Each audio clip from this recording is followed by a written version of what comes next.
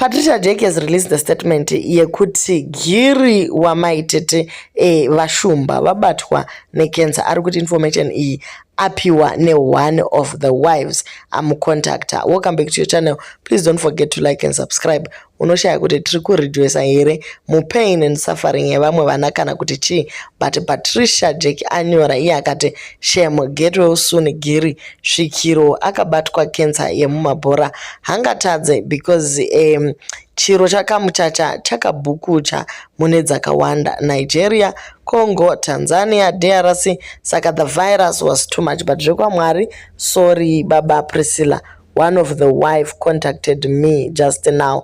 Anyora zvakare akati this is not a joke zvachose guys, this is the truth pane zviri kuitika.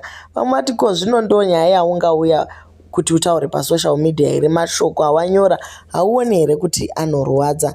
Ndobva Jeki wati wanga uchida kuti ndizvitaure kuShabani here, woda kuti ndife neBP ndakazarurwa neguhwa ita mushe.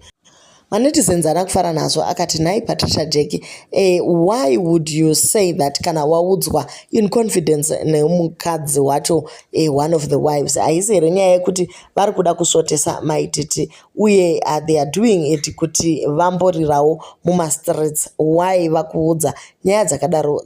Hadzisi nyaya dziri sensitive here?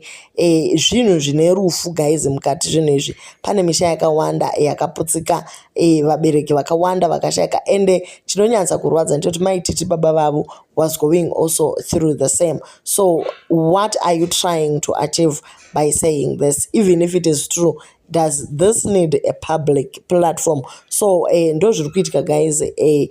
It is very common kuti at his age vanogona kungowana cancer yakadaro kana dziri idzo chokwadi. Get well soon and vakakwana help nguva iripo zvese zvinongofamba zvakanaka, nekuti if you just get early treatment ukawaenda kumachemotherapy ikandopiswa kana kuona kuti wodhila nayo sei, everything is going to be well. Haizi nyaya yekunzi kwai vanhu vangatoita majokes nayo iyi. Do leave your comments on what you think.